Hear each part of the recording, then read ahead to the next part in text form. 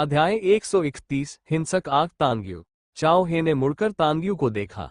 उसे जरा भी हैरानी नहीं हुई, बल्कि उसके चेहरे पर एक धूर्त मुस्कान थी।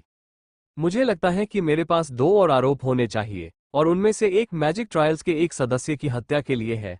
चाओ हे ने अपनी आंखें सीधे तानग्यू पर टिका दी, मानो वो उसके मुलायम कपड़ों को फाड़ देना चाहता हो। तुम जैसे घटिया इंसान से कहने को और कुछ नहीं है, तानग्यू ने और ज्यादा परवाह नहीं की। उसके पैरों के नीचे धीरे धीरे फायर स्टार एटलस की एक आकृति बन रही थी। क्या आपको लगता है कि मैं ऐसे ही गिर जाऊंगा, मिस तानग्यू? क्या आप थोड़ी भोली नहीं हैं? चाओ हे ने और भी अजीब सी मुस्कान बिखेरी। तानग्यू का चेहरा काला पड़ गया। जैसे ही वो लड़ने ही वाली थी, उसे अचानक एहसास हुआ कि एक बादल जैसी चीज तेजी से उसकी तरफ बढ़ रही है। फिर वो छोटे से जलाशय के ऊपर आकाश में तैरने लगी। वो तेजी से इकट्ठा होकर एक काले बादल जैसी चीज बन गई, जिससे पूरा मैदान अंधेरे में डूब गया। काले बादल इतने घने थे कि सूर्य की किरणें उनसे होकर नहीं निकल पा रही थीं। काले बादल के घनत्व ने अग्नि आत्मा बीच की तेज ज्वाला को भी निगल लिया। पूरा क्षेत्र तुरंत ही काले रंग में बदल गया। जहां तक चाओ हे का प्रश्न है, उसकी परछाई भी अंधेरे में समा गई थी, या दूसरे शब्दों में कहें तो अब उस स्थान पर कोई परछाई नहीं थी जहां वह खड़ा था। चाओ हे को प्रतिबंध से मुक्त कर दिया गया। उसने अपना सिर हिलाया और फिर एक दुष्ट हंसी में फूट पड़ा। मैं तुम्हें बताना भूल गया, मुझे पता था कि तुम मेरा पीछा कर रहे हो। पिछले कुछ दिनों में जब तुम मुसाफिर बनकर रेस्टोरेंट में खाना खाते थे, तो मैं चुपके से वहां चीजें रख देता था। चाओ हे ने इत्मीनान से कहा। वो किसी ऐसे अपराधी की तरह नहीं लग रहा था जो अपने जज से मिला हो। तानग्यू का चेहरा फिर से सख्त होने लगा। उसे पहले ही अंदाजा हो गया था कि दुश्मन के पास अभी भी कोई न कोई चाल जरूर है। यह अपराधी चाओ हे पहले भी कई बार जादुई परीक्षणों से बच निकला था, इसलिए जाहिर है कि उसे पकड़ना आसान नहीं था। चाओ हे के अनुसार उसने उसके खाने में जहर मिला दिया था। तानग्यू इस बात पर कभी विश्वास नहीं करेगी। मैजिक ट्रायल के सदस्य के रूप में, यदि आपको ये पता नहीं था कि आपके भोजन में जहर मिला हुआ है, तो आप मूर्ख के समान ही होंगे। मुझे पता था कि तुम इस पर विश्वास नहीं करोगे, लेकिन निश्चित रूप से अब तक तुम्हारे होंठ सूख गए होंगे।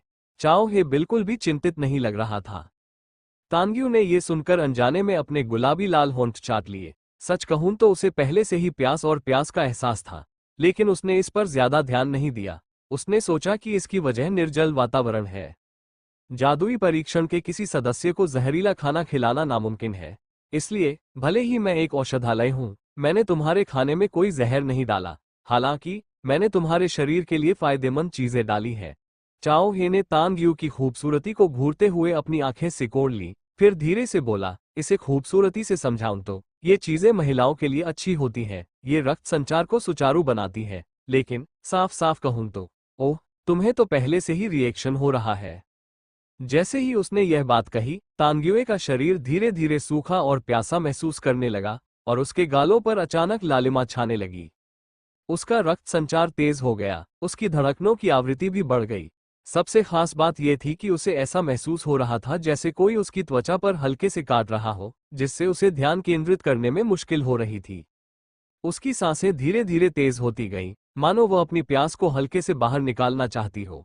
उसका पूरा शरीर कमजोर सा महसूस हो रहा था, खड़े होने की ताकत नहीं जुटा पा रहा था। साथ ही उसने खुद को एक लालची बिल्ली में बदलते हुए महसूस किया जो किसी संदूक में कूदने से खुद को रोक नहीं पा रही थी। बेशर्म, बेशर्म। तानग्यू को आखिरकार समझ आ गया कि जहरीले खाने में क्या क्या चीजें थीं। शर्मिंदगी और अपमान से उसका पूरा शरीर कांप उठा। जादुई परीक्षण मुझसे हिंसक झरने का स्रोत जानना चाहते थे, इसलिए उन्होंने आप जैसी खूबसूरत महिला न्यायाधीश को मुझे वश में करने के लिए भेजा। क्या उन्हें नहीं पता कि एक जादूगर के अलावा मैं एक अद्भुत औषध विशेषज्ञ भी हूँ? महिलाओं से निपटने के मेरे कई तरीके हैं। ओह, क्या मैंने पहले ही नहीं बताया था कि मेरे खिलाफ 2 और सजाएं होंगी, एक न्यायाधीश की हत्या के लिए, दूसरी अस्क अस्क, हम सब यहाँ वयस्क हैं। मुझे पता है कि आप इसका मतलब समझ जाएंगे। चाओ हे का पीछा करते हुए तानग्यू बहुत सावधान थी। वो समझ नहीं पा रही थी कि इस बेशर्म अपराधी को कैसे पता चला कि वो उसका पीछा कर रही है। इसके अलावा तानग्यू सतर्क थी। उसे पहले से ही पता था कि वह पागल आदमी दवा विक्रेता है, इसलिए वो खाने पीने की चीजों समेत कई चीजों को लेकर बहुत सतर्क थी। बदकिस्मती से वो लगातार उन चीजों से परहेज करती रही जो उसके लिए हानिकारक थी। उसे कभी अंदाजा ही नहीं था कि चाओ हे उसे जहर नहीं देगा। इसके बजाय उसने उन चीजों का इस्तेमाल करना चुना जो शरीर को उत्तेजित करती है। कोई आश्चर्य नहीं कि जब मो फैन ने पहले पेड़ की छाया में उसे दबाया तो मो फैन के अंदर अचानक एक अजीब सा आकर्षण पैदा हो गया। पता चला कि वो उत्तेजक पदार्थों के प्रभाव में थी, जिससे वो कामुक हो गई थी। हरामजादे, इस नीच आदमी, दुनिया में ऐसा नीच इंसान क्यों है? जंगल के अंदर मो फैन ने यह हादसा देखा था। वह भी हैरान था। वो भी बड़ा हो गया था, पर उसे कैसे पता नहीं चला? इस समय मो फैन अभी भी यह तय नहीं कर पा रहे थे कि उन्हें आगे बढ़ना चाहिए या फिर मौका मिलने तक थोड़ी देर और इंतजार करना चाहिए। मो फैन अपनी प्यारी श्रीमती तांग्यू की निर्मम हत्या होते हुए बिल्कुल नहीं देख सकता था। समस्या ये थी कि क्या वह इस पागल से लड़ भी पाएगा? अरे सुआ, मैं तुझे जलाकर राख कर दूंगा। जब मो फैन अभी भी अपना मन बनाने के लिए संघर्ष कर रहा था, उसने तांग्युए को दहाड़ते हुए सुना। पल भर में तांग्यू को केंद्र में रखकर आग की एक प्रचंड लहर चारों दिशाओं में फैलने लगी। जहां श्रीमती तांग्यू खड़ी थी, उनके लंबे बाल भी बेकाबू होकर लहरा रहे थे, मानो कोई कुलीन और सुंदर फीनिक्स पक्षी अपना क्रोध प्रकट कर रहा हो। फीनिक्स लॉ, तांग्युए उस धधकती आग में गर्व और शालीनता से खड़ी थी। उसकी आंखों में एक अद्भुत लालिमा थी। उसके खूबसूरत चेहरे पर एक मारक आभा झलक रही थी। आग की मुट्ठी, आग की लपटें दूसरे स्तर तक बढ़ गईं। जियू गोंग, आखिरी बात सम्मानपूर्वक कही गई। मो फैन तांग्यू की intermediate fire elemental magic release करने की शुरुआती स्थिति से काफी परिचित था, लेकिन यह अलग भी लगा। सबसे पहले तांग्यू के नियंत्रण में जो ज्वाला थी, वो आमतौर पर दिखाई देने वाली लाल ज्वाला नहीं थी। उसने अपनी ज्वाला का नाम फीनिक्स फ्लेम रखा, क्योंकि उसका रंग गहरा लाल था, मानो उसमें कुलीन रक्त हो। दूसरा, उसकी अग्नि मुट्ठी पहले स्तर की अग्नि मुट्ठी विस्फोटक स्वर्ग नहीं थी। वो तीसरे स्तर 9 महलों तक पहुंच गई थी। अब जब मो फैन ने उसकी फीनिक्स लॉ को देखा था, तो उसे पता नहीं था कि आम लपटों की तुलना में ये कितनी मजबूत थी। 9 महलों के लिए जब तांग्यू ने आसपास की सभी लपटों को अपने बाएं हाथ में समेटा, तो उसने उन्हें जोर से जमीन पर फेंक दिया। तभी मो फैन को आखिरकार एहसास हुआ कि भयंकर मुट्ठी वाले 9 महल क्या होते हैं। मो फैन उस चौंकाने वाले दृश्य को देखकर अवाक रह गया। चाहे जो भी हो, छोटा सा जलाशय अभी भी 100 मीटर की परिधि का था। ये पवित्र, सूखा हुआ मैदान ऐसा लग रहा था जैसे अनगिनत चीजों ने इसे कुचल दिया हो, क्योंकि जमीन पर पड़ी अनगिनत दरारों से बेतहाशा गर्म मिट्टी हवा में उछल रही थी। जमीन पर दरारें ऐसी थीं जैसे कोई सिंदूरी रंग की वेल हवा में उछल रही हो, समुद्र से बाहर निकलकर आगे बढ़ रही हो। इसके बाद 8 अन्य भव्य पिघली हुई दरारें फट गईं। ऐसा लगा जैसे जमीन की सतह अपनी बेड़ियों से मुक्त हो गई हो। आग की लहरें आसपास के इलाके में फैल रही थीं। इसके अलावा जैसे जैसे आग की लहरें ऊपर की ओर बढ़ रही थीं, दोनों बलों के टकराव से आग की एक और भी भयंकर विनाशकारी लहर पैदा हो रही थी। आग की लपटें जमीन की दरारों में बने विशाल स्तंभों के चारों ओर उत्पात मचा रही थीं। वो किसी खूंखार जानवर की तरह थी, जो अपने नुकीले दांत और पंजे लहरा रही थी। उसका क्रोध अथाह था। 9 जमीनी दरारों से एक हिंसक मुक्का फूट पड़ा। जमीन की हर दरार जो बुदबुदा रही थी, एक दूसरे को प्रतिबिंबित कर रही थी। यह एक प्रचंड ज्वाला बन गई जो 100 मीटर चौड़े क्षेत्र में बेतहाशा तबाही मचा रही थी, सब कुछ जला रही थी। डोंगफेंग परिवार के 4 मध्यवर्ती जादूगरों ने एक मध्यवर्ती जादू का इस्तेमाल किया था जिसे कुछ हद तक शक्तिशाली माना जा सकता था। हालांकि इस समय ज्वालाओं की रानी की तुलना में वे अपेक्षाकृत कमजोर माने जाएंगे। हालांकि दोनों जादू एक ही थे, लेकिन ऐसा लग रहा था कि वे अलग अलग लोगों के थे। यह मो फैन के लिए पहली बार था जब उसने श्रीमती तांग्यू की असली ताकत देखी। वो इसे समझ नहीं पाया। ये चाओ हे निश्चित रूप से जलकर राख हो जाएगा। पर्वत श्रृंखला के इस हिस्से पर हिंसक मुट्ठी की विशाल ऊर्जा का विस्फोट हुआ। कुछ समय पहले तक यह क्षेत्र एक छोटा सा जलाशय था, लेकिन फीनिक्स लपटों की हिंसक मुट्ठी के 9 महलों के बाद इसका वर्णन करने के लिए कोई शब्द नहीं बचे थे। जब भव्य ज्वाला ऊर्जा अंततः शांत हो गई, तो मो फैन ने चाओ हे के स्थान को घूरते हुए सोचा कि क्या वो आदमी पूरी तरह से गिर गया है। हालांकि मो फैन एक बार फिर चौंक गया। चाओ हे अभी भी वही था। उसका पूरा अस्तित्व ऐसा लग रहा था जैसे वो चट्टान के कवच की एक परत से ढका हुआ हो। चट्टान का कवच पहले ही झुलसकर काला हो चुका था, यहां तक कि वो धीरे धीरे उखड़ने भी लगा था। कवच के उतरते ही चाओ हे का घायल शरीर दिखाई दिया। धुएं के नीचे उसने कुछ बार खांसा और उसकी आंखों में तुरंत जानलेवा गुस्सा दिखाई दिया। तुमने सचमुच मेरे अनमोल कवच उपकरण नष्ट कर दिए हैं। लगता है तुम्हें अपने भरे पूरे शरीर से बरसों का गुस्सा निकालना पड़ेगा। उसके बाद ही मैं तुम्हें मरने दूंगा।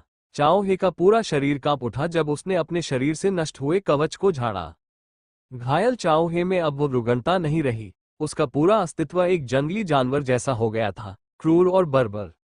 उसकी नजरें तानग्यू पर टिकी थीं, जो जोर जोर से सांस लेने के लिए हौंफने लगी थी। ऐसा लग रहा था जैसे उसकी निगाहों ने तानग्यू के शरीर के टुकड़े टुकड़े कर दिए हों। Shut up! चाओ हे को कोई घातक चोट न लगते देख तानग्यू तेजी से सतर्क हो गया। सच तो ये है कि आमने सामने की लड़ाई में स्पैरो फ्लेम्स वाली तानग्यू चाओ हे से कहीं आगे थी, वरना उच्च अधिकारी उसे अकेले चाओ हे का पीछा करने नहीं देते। हालांकि यह आदमी चाओ हे बेहद खतरनाक था। उसने जो दवाइयां उसे दी थीं, वे जानलेवा नहीं थीं। हालांकि उन्होंने तानग्यू के अपने सितारों पर नियंत्रण को बुरी तरह प्रभावित किया। उसकी इच्छाएं इतनी प्रबल थीं कि उन्होंने लगभग उसकी सारी समझ ही खो दी थी। आखिर उसने ऐसी हालत पाने के लिए कितनी धीमी गति से असर करने वाली दवाएं खाईं? अगर ये सिर्फ दवाओं का असर होता तो तानग्यू अभी भी कुछ कर सकती थी। बदकिस्मती से उसे अपने आसपास से ठंडक का एहसास हो रहा था।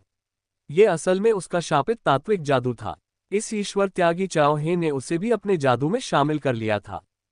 तानग्यू खुद को सबसे बुरी स्थिति के लिए तैयार कर रही थी, यानी अपराधी के हाथों में पड़ना। अपमान से बचने के लिए उसे अपना शरीर नष्ट करना होगा। हालांकि उसके मन में अभी भी थोड़ी सी उम्मीद थी। वो उम्मीद मो फैन थी, जिसे उसने बैकअप प्लान के तौर पर बुलाया था। तानग्यू ने मो फैन को बुलाया क्योंकि उसे डर था कि कोई दुर्घटना हो सकती है। इसके अलावा चाओ हे ने भी अग्नि तत्व की साधना की थी, इसलिए अकेले उससे लड़ना आसान नहीं होगा। न काले अमूर्त मकड़ी के जाले के बंधन और नशीली दवाओं के प्रभाव ने उसे अपने सारे कपड़े उतारने पर मजबूर कर दिया। गर्मी ने उसे लगभग पागल कर दिया। चाओ हे की हिंसक निगाहें तानग्यू के सुडौल नाजुक शरीर पर टिकी थीं। उसकी कमजोर मगर दबी हुई सूरत देखकर उसका पहले वाला चिड़चिड़ापन धीरे धीरे कम होने लगा, मानो वो किसी भेड़ को देख रहा हो जो कटने का इंतजार कर रही हो। आग की मुट्ठी, फटता हुआ आकाश। जैसे ही चाओ हे ने अपनी सतर्कता कम की, जंगल के भीतर से आग की एक विशाल लपटें अचानक बाहर निकली। विशाल मुट्ठी के प्रहार से पेड़ अचानक राख में बदल गए। आग की लपटें इतनी बढ़ गई कि वे अविश्वसनीय रूप से भयंकर हो गईं। विशाल अग्निमुट्ठी का लक्ष्य वास्तव में चाओ हे ही था।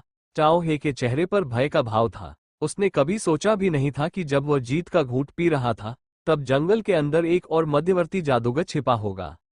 बूम! अग्नि मुट्ठी चाओ हे के स्थान पर फट गई और एक बार फिर आग की विशाल विस्फोट का केंद्र बन गई। मो फैन वहीं रुका रहा और अराजक लपटों को देखता रहा। उसे लगा कि चाओ हे को धूल में मिला दिया गया है। हालांकि सतर्क मो फैन आसानी से जंगल से बाहर नहीं निकलेगा। अगर वहां एक और जाल होता तो वो और श्रीमती तानग्यू निश्चित रूप से एक साथ मर जाते। अभी भी मरा नहीं। जैसे ही मो फैन ने चाओ हे को वहां खड़ा देखा, उसका चेहरा भी गंभीर हो गया। इस तरह का गुप्त हमला भी सफल नहीं हुआ। आखिर उस आदमी के पास कितने पत्ते हैं? मो फैन के वर्तमान मूड को केवल 3 शब्दों में वर्णित किया जा सकता है, तुम कुत्ते हो। दूसरी ओर चाओ हे के आसपास पानी से बनी एक अर्ध चापनुमा ढाल दिखाई दी। पानी की ढाल के पीछे चाओ हे का चेहरा अविश्वसनीय रूप से विकृत हो गया था। यद्यपि वह अपनी रक्षा के लिए प्रचुर जल कवच को खोलने में सक्षम था, फिर भी उसे अग्नि मुट्ठी का झटका महसूस हुआ। उसकी आंतें और आंतें अविश्वसनीय दर्द में थीं। बच्चे, अगर तुम हीरो की तरह काम करना चाहते हो और सुंदरी को बचाना चाहते हो, तो तुम्हें पता होना चाहिए कि तुम में क्षमता है या नहीं। मुंह से खून बह रहा था। चाओ हे की निगाहें मो फैन को घूर रही थीं। ऐसा लग रहा था मानो वो उसे खा जाएगा। हम दोनों अग्नि तत्व हैं। क्या तुम्हें सच में लगता है कि तुम मुझे नुकसान पहुंचा सकते हो? तुम तो बस मध्यवर्ती स्तर पर कदम रख रहे हो और तुम्हारा दूसरा तत्व अभी जागृत होना बाकी है। क्या तुम्हें सच में लगता है कि तुम मुझसे लड़ सकते हो? उच्चतर साधना वाले जादूगर अपनी धारणा और इरादे के जरिए दूसरे जादूगर की साधना का आसानी से पता लगा सकते थे। शुरू में चाओ हे ने सोचा कि जादुई परीक्षणों से कोई और निर्णायक आया है, लेकिन ध्यान से देखने पर उसे एहसास हुआ कि वह तो बस एक ऐसा व्यक्ति था जिसने अभी अभी मध्यवर्ती स्तर में प्रवेश किया था। उसकी शक्ति डोंगफांग परिवार के 4 लोगों के स्तर तक भी नहीं पहुंची थी। उसने अपना दूसरा तत्व भी जागृत नहीं किया था। इससे चाओ हे को राहत महसूस हुई। साफ था कि यह बच्चा तानग्यू के साथ था। ऐसा लग रहा था कि वह अभी भी मुकाबला कर सकता है और जीत की संभावना अभी भी उसके पास है। मैं तुम्हें मारते हुए यहीं खड़ा रहूंगा। मो फैन अपने स्थान से एक कदम भी नहीं हटा। वो बस एक सुरक्षित दूरी पर खड़ा था। तुम कोशिश कर सकते हो, हालांकि तुम्हारे दयनीय मन के साथ, जो अभी अभी मध्यवर्ती स्तर पर पहुंचा है, अगर तुम अपनी सारी अग्नि मुठियां भी इस्तेमाल कर लो, तब भी तुम मेरी प्रचुर जलढाल को नष्ट नहीं कर पाओगे। उस औरत को देखो, वह पहले ही मेरे भयावह मकड़ी के जाल में फंस चुकी है। कुछ समय बाद वह भी अपने पहले वाले कुछ लोगों की तरह हो जाएगी। उसका जीवन पूरी तरह से नष्ट हो जाएगा। मो फैन ने मिसेस तांग्यू की तरफ देखा। उस वक्त उनका पूरा शरीर ऐसा लग रहा था मानो उनके चारों ओर एक अस्पष्ट काला रेशम हो। उनके शरीर पर लिपटे काले धागे मानो उनके शरीर में धंसने लगे हों। साफ था कि उनकी हालत डोंगफांग परिवार के उन चारों जैसी ही थी।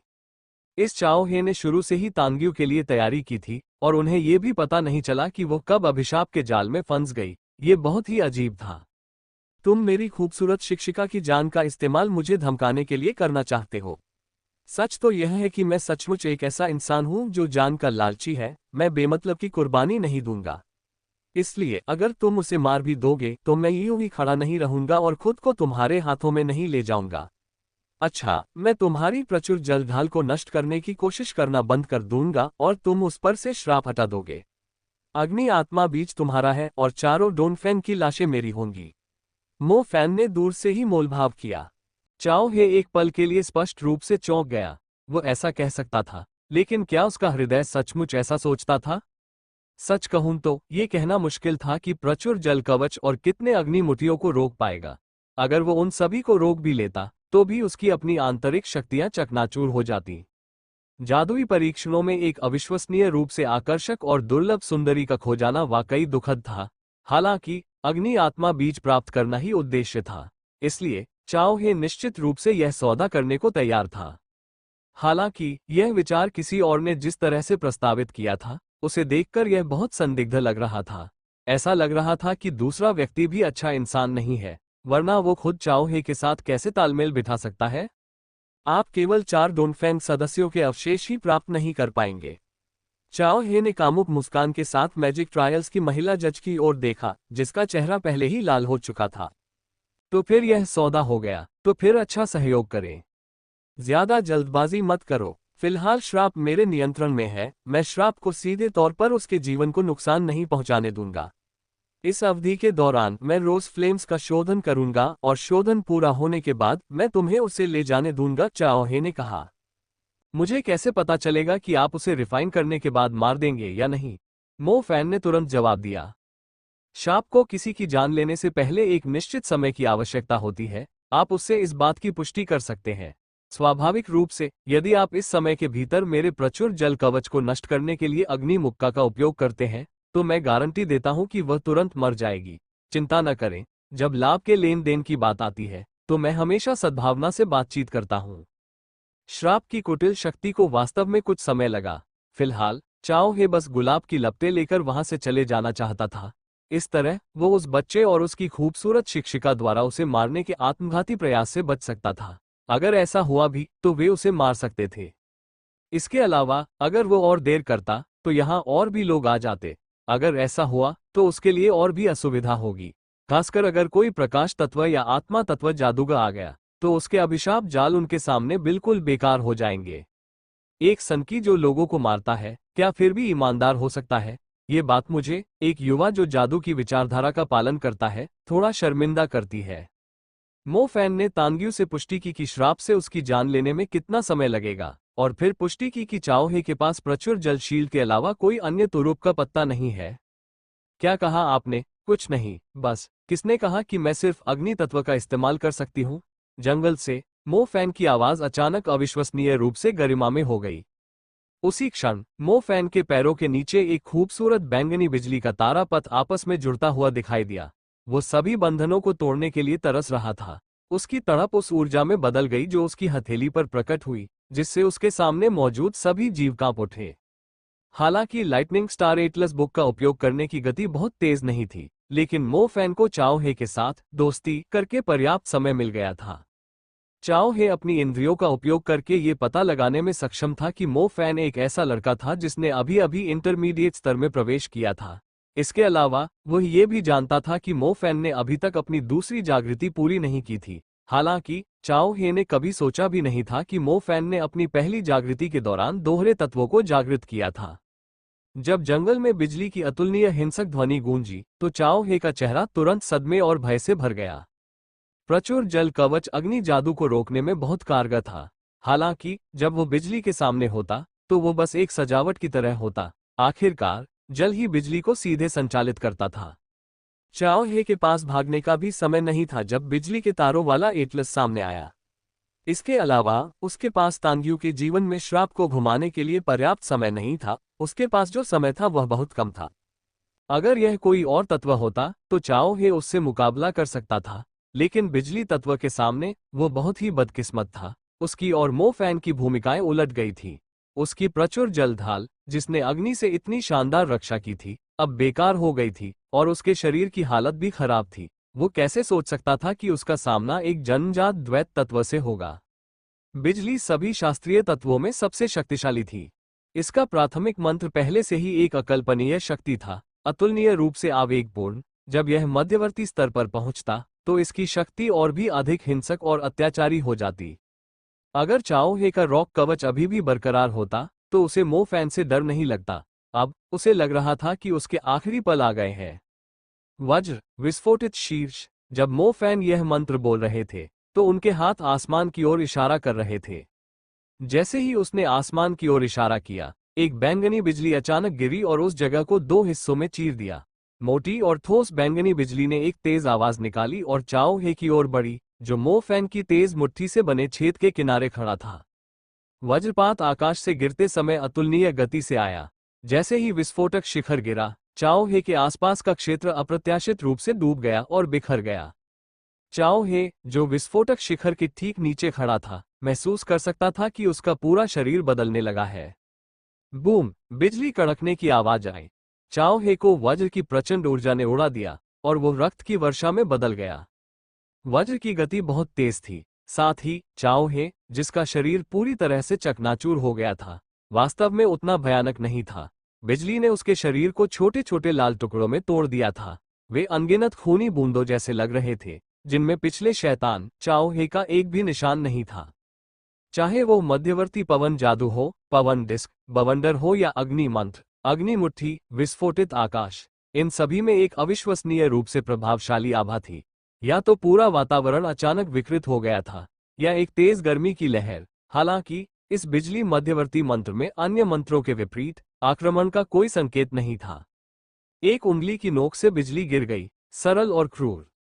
वो प्रचुर जलशील तो बस एक बेकार सजावट थी। चाओ हे की मृत्यु इतनी अचानक हुई कि उसके पास डरने का कोई समय नहीं था। उसका शरीर पहले ही रक्त वर्षा में बदल चुका था और उसकी आत्मा बिना तैयारी के वहीं खड़ी थी।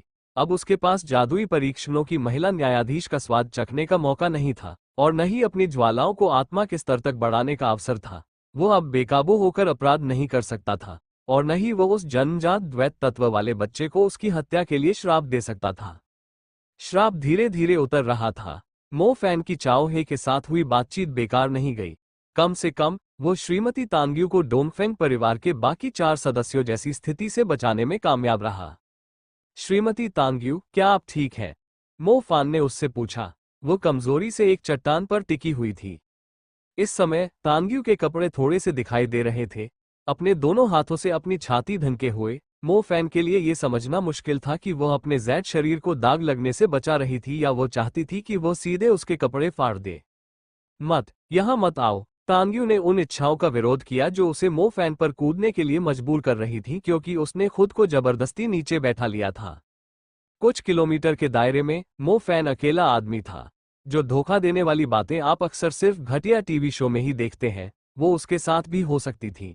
अगर वो एक सुंदर, शिष्ट और राजसी आदमी होता तो शायद वो इस प्रलोभन को झेल पाती। अच्छा नहीं, ऐसी स्थिति में कोई भी सामान्य आदमी जरूर फायदा उठाएगा। उसे अपने से दूर भगाने का कोई रास्ता सोचना ही था। अगर वो खुद को लगभग 10 मिनट का समय दे तो वह अपनी प्रवृत्ति पर काबू पा सकती थी। एक जादूगर की मानसिक शक्ति एक आम इंसान से कहीं ज्यादा मजबूत होती है। ठीक है, गुलाब लपटें। असल में ये चीज जादुई परीक्षणों से संबंधित होगी। हालांकि अभी वो इसका सिर्फ फायदा ही उठा सकती थी। तुम जाओ और गुलाब की लपटों को परिष्कृत करो, तांग्यू ने गहरी सांस लेते हुए कहा। मो फैन ने सम्मानजनक तरीके से कहा, रोज फ्लेम्स को किसी भी समय परिष्कृत किया जा सकता है, आपकी सुरक्षा अभी अधिक महत्वपूर्ण है। तांग्यू ने मो फैन की तरफ देखने की हिम्मत नहीं की, मन ही मन कई बार कोसा, मो फैन, पागल हो। जल्दी करो और फसल काट लो। मुझे ये मत बताना कि तुम्हें नहीं पता कि मैं इस वक्त किस हालत में हूं। अगर तुमने एक कदम भी आगे बढ़ाया तो मैं तुम्हें कुत्तों को खिला दूंगी। सच कहूं तो तांग्यू सचमुच इस बात से चिंतित थी कि यह आदमी उसके साथ कुछ कर सकता है, या वो उसके साथ कुछ कर सकती है। खैर, उसने उसके दांत भींचे और कहा, आत्मिक अग्नि बीज जल्द ही बिखर जाएगा। ओह ओह, क्या तुम सच में मुझे ये दोगे? मो फैन ने ईमानदारी से पूछा। हाँ, तांग्यू के दांत और भी जोर से भींच गए। तो मुझे आशा है कि आप अपना ख्याल रखेंगे। मैं आगे बढ़ूंगा और गुलाब की लपटों को परिष्कृत करूंगा, अगर आपको मेरी किसी चीज के लिए जरूरत होगी। चलना शुरू करो। तांग्यू लगभग पागल हो गया। मो फैन थोड़ा उदास महसूस करते हुए असहाय होकर चले गए। उसका वर्तमान रूप ऐसा लग रहा था मानो वो कह रहा हो, शिक्षक से मासूमियत से प्रश्न पूछ रहा हूं, फिर भी कठोरता से बाहर निकलने को कहा जाता है। वो केवल इतना ही कर सकता था कि वर्तमान शिक्षक के निरर्थक मूड के बारे में दुख में आह भरता और बाथरूम से बाहर चला जाता। हालांकि खगोलीय रूप से मूल्यवान अग्नि आत्मा बीज प्राप्त करने में सक्षम होने के बारे में सोचने के बाद मो फैन जल्दी से बाकी सब कुछ भूल गया। वाकई एक दिलकश आदमी। वो खुद तो बिल्कुल बेकार था, लेकिन जो भी लड़कियां उसके पास आती वो खुद को उस पर टूट पड़ने से नहीं रोक पाती, मानो वो ड्रग्स के नशे में हो। दुनिया में एक दुर्लभ पुरुष होने के नाते मो फैन बिल्कुल नहीं। खैर, सच तो ये था कि मो फैन ने मिसेस तांग्यू के हाथ में आग का एक गोला बनते देखा था। रोज फ्लेम्स स्पष्ट रूप से उनके अपने जीवन से तुलनीय नहीं थे। मौजूदा मो फैन पहले से ही बेहद गरीब था। इस तरह के दुर्लभ खजाने के लिए वह मना नहीं करता। डोन परिवार, पेनिक्सियोनर का शिकारी दस्ता और यह हत्यारा इस रोज फ्लेम को पाने के लिए बुरी तरह घायल हो गए।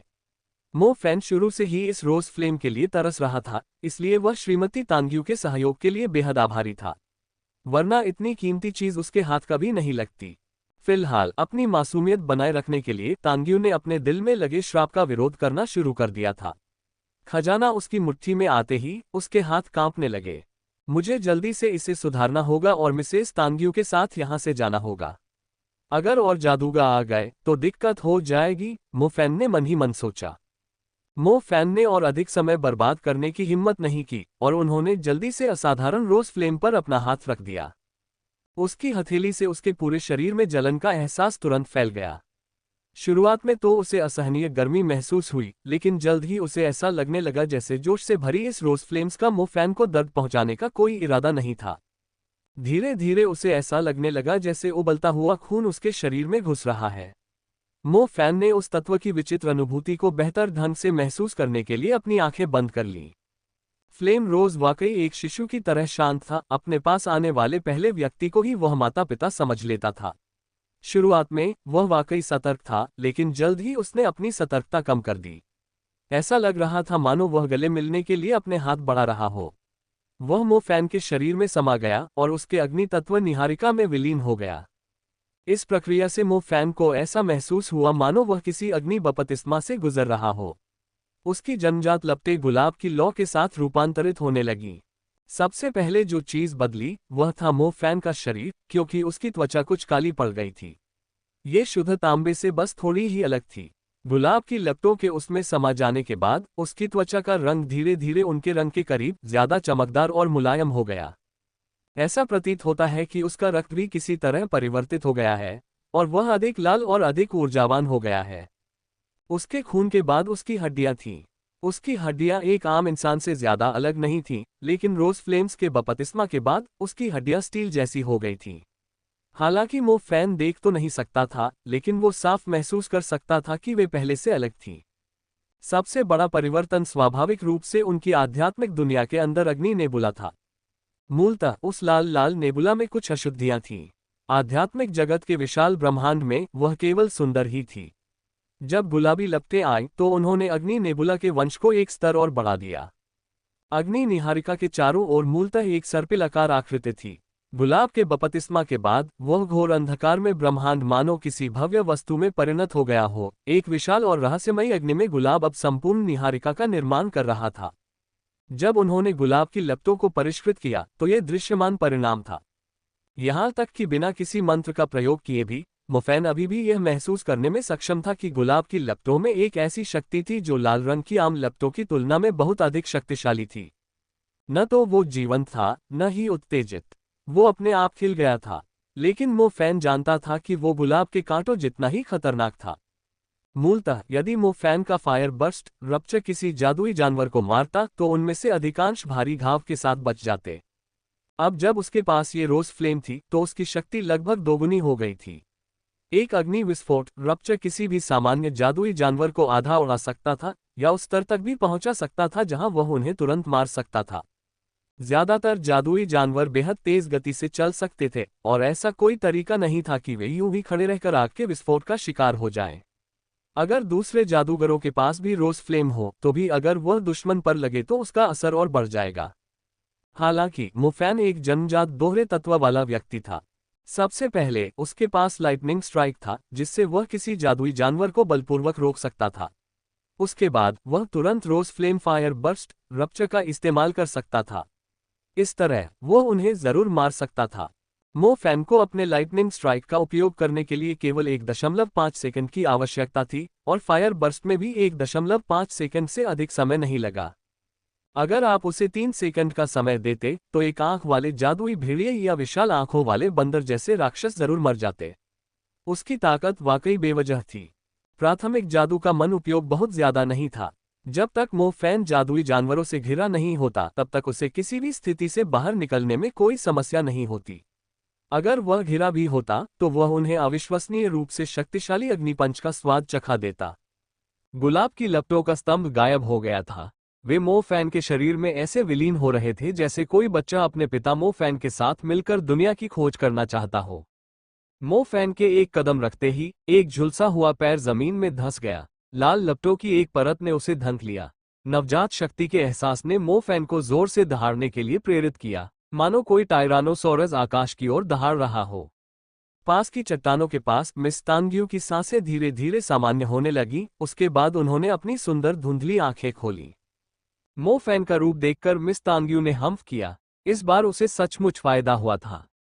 अगर यह खतरनाक रासायनिक उत्तेजना न होती तो मिस तांग्यू इसे मोफैन को कभी नहीं देती। ये चीज देश को दे दी जाती। हालांकि इस बार मोफैन को अपने साथ लाना भी बुरा विचार नहीं था। अगर इस बार चाओ हे जीत जाता तो मामला और भी बिगड़ जाता। शापों की उस परत को खोलने की कीमत बहुत ज्यादा होती, इतनी कि मिस तांग्यू ने खुद को जलाकर मरने के बारे में भी सोचा। सभी लोगों के अवशेष जब्त कर लिए जाएंगे, इसकी चिंता मत करो, मिस तांग्यू ने मोफैन का लालची चेहरा देखने के बाद ठंडे स्वर में कहा। मोफैन ने मुस्कुराते हुए जल्दी से जवाब दिया, बिल्कुल बिल्कुल मिस तांग्यू, क्या आप ठीक हैं? मैं ठीक हूं, मैंने आपको निराश किया है। उसके चेहरे पर उसकी भावनाएं साफ दिखाई दे रही थीं। घबराई हुई महिला के हाव भाव बिल्कुल किसी शर्मीली, काम से थकी हुई महिला जैसे लग रहे थे। मोफैन ऐसे आदमी लग रहे थे जो बस वहीं बैठा अपनी जिंदगी का आनंद ले रहा था। मोफैन जानता था कि मिस तांग्यू खुश नहीं थी क्योंकि उन्हें उस तरह का नशा दिया गया था। वो उन्हें और परेशान नहीं करना चाहता था, इसलिए उसने मृतकों की सूचना उच्च अधिकारियों को देने के उनके आदेश का पालन किया। जादुई औजार मालिक की आत्मा से जुड़े होते थे। जब मालिक मर जाता तो उनकी आत्माएं बिखर जाती और उनके पास मौजूद जादुई वस्तुएं भी नष्ट हो जाती। उनके पास कोई और कीमती वस्तु नहीं बचती। मिस तांग्यू ने चाओ हे की लाश से सिर्फ एक अजीब सी अंगूठी निकाली। आमतौर पर वो मोफैन को वो बातें समझाती थी जो उसे समझ नहीं आती थी। इस बार उसके ठंडे चेहरे ने मोफैन को इशारा कर दिया कि उसका मूड ठीक नहीं है। मोफैन और सुश्री तांग्यू अपराध स्थल से तुरंत निकलकर शहर लौट आए। ये साफ था कि वो अभी भी अवशिष्ट प्रभावों से जूझ रही थी। उसने एक टैक्सी बुलाई और उसे शहर वापस ले गई। पिछली सीट पर बैठे बैठे मोफैन ने आंखें बंद कर ली और गुलाब की लपटों से मिल रहे अजीब से एहसास का आनंद लिया। उसे अपनी नाक के सिरे पर कुछ हल्की सी गंध आ रही थी, कुछ सुश्री तांग्यू से आ रही खुशबू जैसी। वो गुलाब जैसी महक रही थी, कामुक और मनमोहक। आध्यात्मिक अग्नि जादूगर के शरीर को बदल सकती है। जब तक आप किसी शक्तिशाली अग्नि बीज से नहीं मिलते तब तक अन्य प्रकार की अग्नि से होने वाला कोई भी नुकसान कमजोर होगा। तांग्यू ने एक बार फिर एक शिक्षक के गुणों को दर्शाते हुए ठंडी और सुरुचिपूर्ण आवाज में सन्नाटा तोड़ा। तो ऐसे ही चलता है, मुझे तो लगता था कि जादूगर का शरीर हमेशा इतना कमजोर ही रहेगा। मोफैन को सुखद आश्चर्य हुआ। आग के प्रति एक निश्चित स्तर की प्रतिरोधक क्षमता थी, एक बेहतरीन सुरक्षात्मक प्रभाव। भविष्य में अग्नि जादूगरों से लड़ते समय यह उसे अजेय बना देगा। कोई आश्चर्य नहीं कि स्पिरिट ग्रेड के अग्नि बीज इतने महंगे थे। उन अमीर लोगों के लिए इन अपग्रेड्स पर इतना पैसा खर्च करना वाकई वाजिब था। मो फैन ने चाओ हे और सुश्री तांग्यू के बीच हुई बातचीत को याद करते हुए उसकी ओर सिर हिलाया। उसने पूछा, क्या तुम उसका पीछा करने की वजह हिंसक वसंत और बो शहर में हुई घटना से जुड़ी है? सुश्री तांग्यू ने खिड़की से बाहर देखा और जवाब दिया, हाँ, द वायलेंट स्प्रिंग एक खास तरह की दवा है। ये ब्लैक वेटिकन के हाथों में आसानी से नहीं मिलनी चाहिए, और वह भी इतनी बड़ी मात्रा में। हमें लगता है कि मैजिक एसोसिएशन में कोई औषध विक्रेता नियमों की अवहेलना कर रहा है और अपने फायदे के लिए ब्लैक वेटिकन को उच्च स्तर की प्रतिबंधित वस्तुएं बेच रहा है। चाओ हे को इस बारे में कुछ जानकारी होनी चाहिए थी, लेकिन दुर्भाग्य से वह चला गया है। उम्मीद है कि हमें उसकी अंगूठी से कुछ जानकारी मिल सकेगी। हो सकता है कि उसके दिमाग में कुछ शर्मनाक दृश्य घूम रहे हों, लेकिन उसने इस समय मो फैन से आंखें मिलाने से इनकार कर दिया। मो फैन को इससे कोई फर्क नहीं पड़ा। वो तो बस मिस तांग्यू को घूर रहा था, जिसके गाल अभी भी लाल थे। मो फैन ने थोड़ा नीचे देखा और पाया कि उसके छोटे हाथ कुशन को कसकर पकड़ रहे थे, लगभग उसे फाड़ने वाले थे। उसकी टालमटोल भरी आंखों को फिर से देखने पर ऐसा लगता है कि उसकी पुतलियां किसी प्रकार के आवेग को छिपा रही है। सुश्री तांग्यू, क्या आप वास्तव में ठीक है? मो फैन ने बिना किसी बुरे विचार के पूरे दिल से पूछा। ये साफ था कि दुष्ट पागल चाओ हे कितना खतरनाक था। उसने मान लिया था कि अगर वह उसका आखिरी सहारा न होता, तो वह मो फैन को अपनी मदद के लिए आने ही नहीं देती। इसके अलावा चाओ हे के खिलाफ लड़ते समय सुश्री तांग्यू ने वास्तव में मो फैन पर कार्रवाई करने की योजना नहीं बनाई थी। चाओ हे बहुत ही भयानक और चालाक था, और मो फैन के पास खुद को बचाने का अनुभव और उचित क्षमता नहीं थी। मो फैन की सुरक्षा के लिए तांग्यू ने उसे सीधे हस्तक्षेप करने के लिए नहीं कहा। मो फैन उसकी इस दयालुता को कैसे नजरअंदाज कर सकता था? अब जब उसके साथ इतनी शर्मनाक घटना घट चुकी थी, तो मो फैन ने उसकी मदद करने के लिए अपने बुरे विचार त्याग दिए। जब मो फैन चिंता से बाहर एक सवाल पूछने वाला था, तो उसका पूरा अस्तित्व जम गया। बस यूं ही एक गुलाबी लाल होंठ ने मो फैन को चूमा, उसकी कोमल जीभ मानो उसकी सारी आदिम वासनाओं को तुरंत भड़का देना चाहती हो। उसने मो फैन के अनछुए बचावों को भेद दिया और उसके सारे पवित्र विचारों को बिखेर दिया। उसने अपने दुश्मनों पर हमला करने के लिए बिजली का इस्तेमाल किया, लेकिन इस बार मो फैन को खुद पर बिजली का झटका महसूस हुआ। उसकी जीभ की नोक से लेकर सिरे तक, जीभ के नीचे से लेकर पूरे शरीर तक सुन्नता छा गई। ऐसा लगा जैसे उसे एक बार फिर बपतिस्मा मिल रहा हो। उसकी सारी कोशिकाएं सक्रिय हो गईं और उसकी रगों में खून दौड़ता हुआ सा लग रहा था। एक हल्की सी खुशबू, जिसमें एक अद्भुत सौंदर्य की झलक थी, उस पर टूट पड़ी। वो बिल्कुल भी तैयार नहीं था और बेहद घबराया हुआ था, फिर भी उसने इसका भरपूर आनंद लिया। कराहना, जब सुखद ध्वनि ड्राइवर के पास से गुजरी, तो उसने अवचेतन रूप से पीछे मुड़कर देखा कि क्या हुआ था। उसका दिल तेजी से धड़कने लगा। क्या तुम लोग कुछ ज्यादा ही अधीर नहीं हो? मैं समझता हूं कि तुम नौजवान कार में बैठकर अपना मन बहलाना चाहते हो, पर यह तो टैक्सी है। अगर मुझे ठीक से याद है, तो उस युवक ने उस सुंदरी को टीचर कहा था। हे भगवान, ये तो बहुत ही रोमांचक है। भिनभी नाव अचानक बैंगनी बिजली कार की अगली सीट पर गिरी। बोल्ट ने कार के रियर व्यू मिरर को तुरंत टुकड़ों में तोड़ दिया और वे चारों ओर बिखर गए। ड्राइवर कांपता हुआ पीछे मुड़ा, उसका चेहरा पीला पड़ गया था। अगर तुमने दोबारा मुड़ने की हिम्मत की, तो तुम मर जाओगे, मो फैन ने ड्राइवर पर चिल्लाते हुए कहा जब वो आखिरकार सांस लेने में सक्षम हो गया। ड्राइवर ने दोबारा ऐसा करने की हिम्मत नहीं की। उसने अपनी हरकतें जारी रखी और स्टीयरिंग व्हील को घूरता रहा। बीच बीच में उसे कार के पीछे से लड़की की कामुक आवाजें सुनाई देती, और ऐसा लगता जैसे वो उन्हें सुनकर बेहोश हो जाएगा। दर्पण टूटने की आवाज ने सुश्री तांग्यू के उलझे हुए मन को थोड़ा सा शांत कर दिया। उसने मो फैन को धक्का देकर कार के बिल्कुल कोने में ले जाकर खड़ा कर दिया। वहां सिमटकर बैठी वो किसी डरी हुई बिल्ली जैसी लग रही थी। मो फैन ने उसे जबरदस्ती अपने मन को संभालते देखा, तो वह आह भरने से खुद को रोक नहीं पाया। उसका आधा दिल निराश था और दूसरा आधा बेहद निराश। सुनसान पहाड़ के किनारे एक घुमावदार सड़क पर एक टैक्सी तेजी से चल रही थी। अंदर एक ड्राइवर बैठा था जिसका दिल पूरी तरह टूट चुका था, और एक युवक और एक प्रौढ़ महिला, जिनके दिलों की परीक्षा हो रही थी। सम्मान और लिहाज से मो फैन भी सुश्री तांग्यू से दूर हटने लगा। उसकी नजरें खिड़की के बाहर की ओर टिकी थीं, मानो जो कुछ हुआ था वो हुआ ही न हो। कुछ ही देर बाद अचानक एक खुशबू उसकी नाक में घुस गई। मो फैन को लगा कि उसके बगल वाली सीट धीरे धीरे डूब रही है। उसने अपना सिर घुमाया तो उसे एहसास हुआ कि मिस तांग्यू, जो बिल्कुल डरी हुई बिल्ली की तरह थी, अब एक खूंखार बिल्ली में बदल गई है, जिसके दांत और पंजे फिर से उस पर टूट पड़े हैं। उसके मनमोहक छोटे लाल होठों ने उसे चूमा। उसके चारों हाथ पैर ऑक्टोपस के तंतुओं जैसे थे, जैसे उसने उसे कसकर गले लगा लिया हो। ऐसा आलिंगन जो मानो उसे कभी नहीं छोड़ेगा। मो फैन को समझ नहीं आ रहा था कि इस पर क्या प्रतिक्रिया दे। अचानक उसने उसे फिर से धक्का देकर दूसरी तरफ हट गई। उसे इस तरह से बदलते मूड में देखकर मो फैन को उसके लिए बहुत बुरा लगा। हे भगवान, मुझे मार डालो। मेरे जैसे मासूम और मासूम लड़के को सताना बंद करो। ऐसा नहीं है कि मैं जिम्मेदारी नहीं लूंगा। तुम मुझे इतनी खुशी देने की हिम्मत करते हो और फिर उसे यूं ही छोड़ देते हो। पहले तो मैं एक सज्जन इंसान हो सकता था, अब मैं पूरी तरह से उलझन में हूं।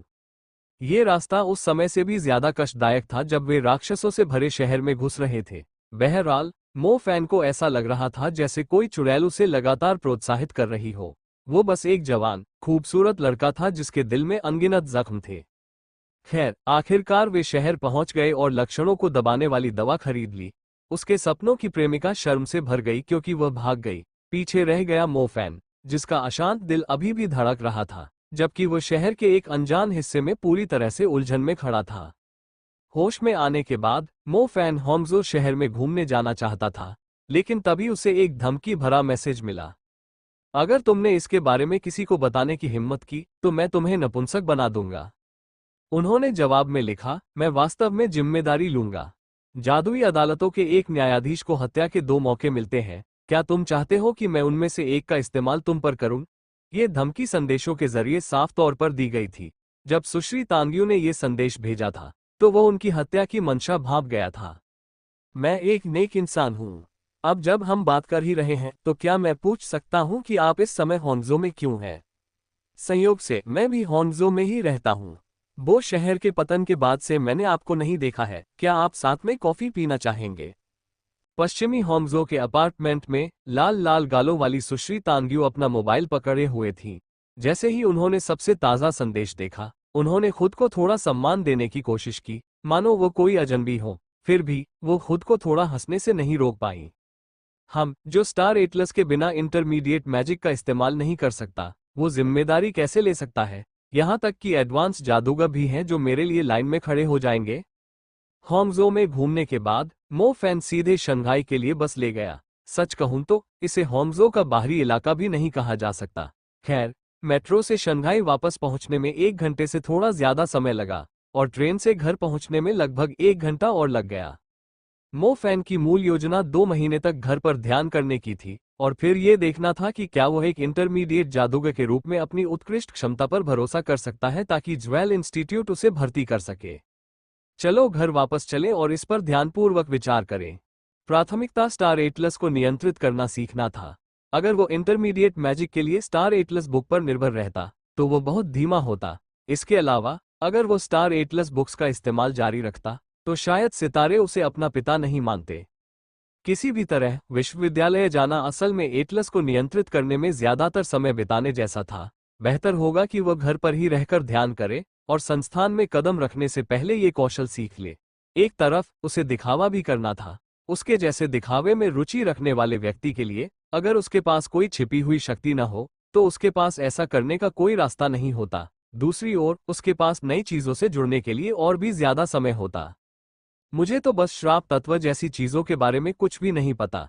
कौन जाने, शायद एक दिन ऐसा आए जब मैं भी डोंगफेंग परिवार के 4 लोगों की तरह मर जाऊं, बिल्कुल अनजान। इसके अलावा, ऐसा नहीं है कि विश्वविद्यालय पहुंचने के बाद मुझे साधना नहीं करनी पड़ेगी। मैं एक तीसरे तत्व को जागृत करूंगा और फिर मुझे उस पर और भी ज्यादा समय लगाना होगा। ठीक है, मैंने फैसला कर लिया है। मैं 1 साल तक साधना करूंगा और फिर ज्वेल इंस्टीट्यूट में प्रवेश पाऊंगा। सुश्री तांग्यू वाकई बहुत ईमानदार थी।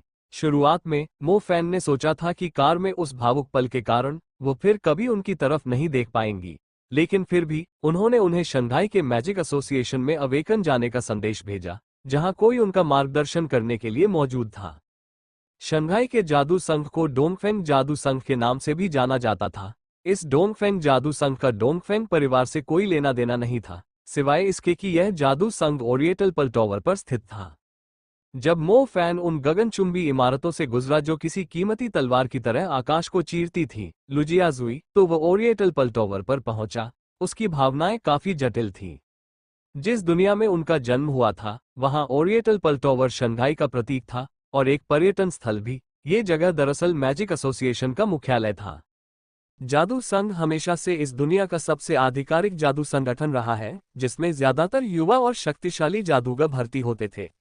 जब तक आप जादूगर थे, आपको उनके बनाए नियमों का पालन करना ही पड़ता था। जादूगरों के सम्मेलनों में कुछ स्पष्ट नियम थे। उनमें से एक में कहा गया था कि किसी भी जादूगर को शहर में उन्नत स्तर से ऊपर के विनाशकारी जादू का इस्तेमाल करने की अनुमति नहीं थी, और उन्नत स्तर से नीचे के जादू का इस्तेमाल बिना उचित कारण के नहीं किया जा सकता था। दूसरा नियम यह था कि आम लोगों के विरुद्ध कभी भी जादू का प्रयोग नहीं किया जाना चाहिए, क्योंकि ऐसा करने पर किसी की हत्या करने के समान ही दंड मिलेगा। तीसरा नियम यह था कि जादूगरों को द्वंद्व युद्ध की अनुमति थी और उनमें किसी को घायल करना दंडनीय था। अगर मृत्यु हो जाती तो दंड का निर्धारण जादू न्यायालय द्वारा किया जाता। जादू संघ एक जादूगर की पुलिस और कानूनी व्यवस्था के बराबर था।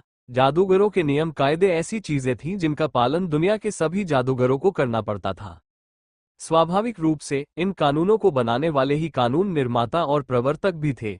जादूगरों के बीच होने वाले आदान प्रदान, उनके लेन देन, अंतर्क्रियाओं और साधनाओं में जादू संघ का सर्वोच्च स्तर का अधिकार होता था। आमतौर पर केवल सबसे प्रतिभाशाली युवा जादूगरों को ही जादू संघ में भर्ती किया जाता था। मैजिक एसोसिएशन के भीतर एक मैजिक कोर्ट भी था। जादू का दरबार बेहद गोपनीय और रहस्यमयी था। ऐसा कहा जाता है कि जादू के दरबार में ऐसे लोग होते थे जिनकी युद्ध शक्तियां अद्भुत थीं। मो फैन को इसके बारे में बाद में इंटरनेट पर पता चला। अगर चाओ हे ने उस समय तरह तरह की गंदी चालें न चली होती, तो शायद वो सुश्री तांग्यू का सच्चा दुश्मन न होता। फियर्स फिस्ट 9 पैलेस की विनाशकारी शक्ति को याद करते हुए उसके दिल में अब भी एक डर सा बना हुआ था। सुश्री तांग्युए दिखने में लगभग 20 साल की लग रही थी और युद्ध में तो उनमें पहले से ही अद्भुत शक्ति थी। ऐसा लग रहा था कि यही जादू दरबार का आदर्श था, और इससे साफ जाहिर होता था कि जादू दरबार में शैतान भी मौजूद है। सुश्री तांग्यू के अनुसार मो फैन देश के सबसे प्रसिद्ध मैजिक एसोसिएशन में आए थे। चौक में खड़े खड़े ही उसे अपने चेहरे पर एक शानदार आभा का एहसास हो रहा था। ये बो सिटी के जादूगरों के संग से बिल्कुल अलग स्तर का था। सीढ़ियों से गुजरते लोगों के कपड़े भी आम लोगों से अलग नहीं थे, लेकिन उनकी आभा देखकर लग रहा था कि वे सभी जादूगर ही थे। कुछ कमजोर थे, कुछ मो फैन के ही स्तर के थे, लेकिन कुछ ऐसे जादूगर भी थे जिन्हें मो फैन भांप नहीं पाया।